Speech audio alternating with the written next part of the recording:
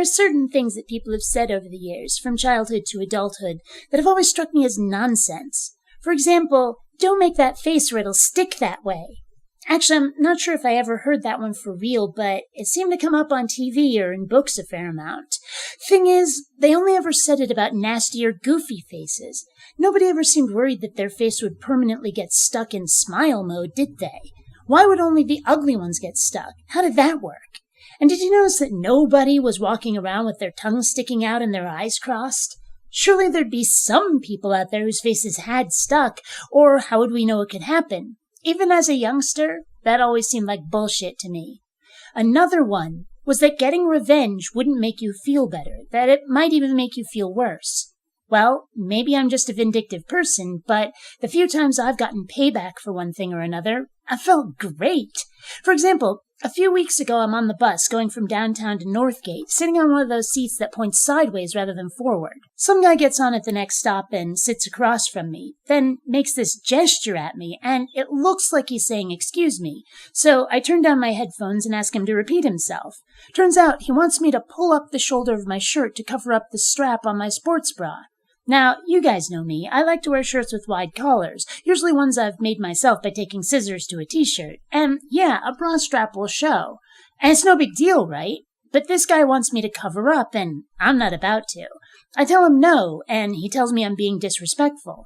Now, I was about to go back to my tunes when he says that if I was his daughter, he'd never let me out of my room dressed the way I am. Now, I'm a lesbian who's built like Xena, and I'll dress how I damn well please. Disrespectful? I tell him that's disrespectful to go telling strangers how to dress. We argue for a bit. I suppose we really debated. We weren't screaming at each other or anything.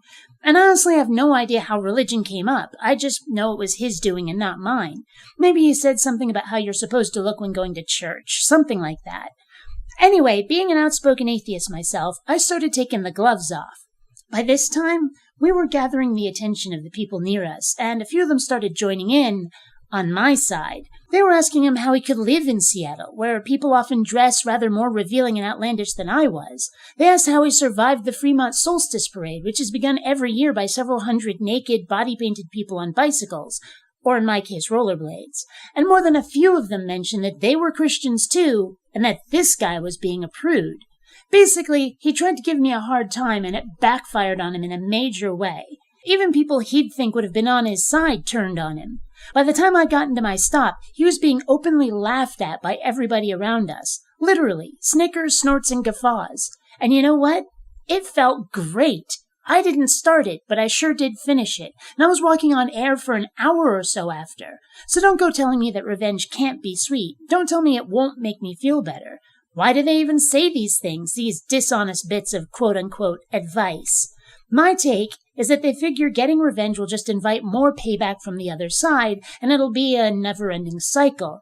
And they're just trying anything at all to make things go as lukewarm as possible. No more conflict, even if it means lying. And I gotta say, I don't think the ends justify the means here. I really don't. Let me have my revenge, or I just might feel the need to find a new target. You've got two choices. You can rate this video and share it everywhere across social media, or I can send my minions after you. Choose wisely.